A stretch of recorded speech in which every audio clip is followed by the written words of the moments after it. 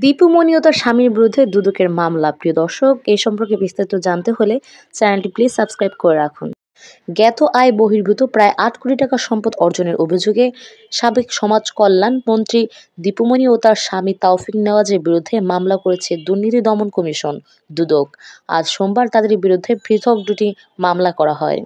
রাজধানীর সেগুন বাগিচা এলাকায় দুদকের প্রধান কার্যালয়ে সংস্থাটির মহাপরিচালক প্রতিরোধ আক্তার হোসেন বলেন, ৫,৯২,২,৫৩০ টাকার জ্ঞাত আয় বহির্ভূত সম্পদ অর্জনের অভিযোগে দীপুমনির বিরুদ্ধে মামলা করা হয়েছে। তার ২৮টি ব্যাংক হিসেবে ৫৯,৭৯,৯২,৭৩১ টাকার অস্বাভাবিক লেনদেন হয়েছে। দুদকের মহাপরিচালক বলেন, স্ত্রীর ক্ষমতার অপব্যবহার করে ঘুষ দুর্নীতির মাধ্যমে তাওফিক ১,৯৪,৩৯,২০৫ টাকার জ্ঞাত আয় বহির্ভূত সম্পদ অর্জন করেছেন।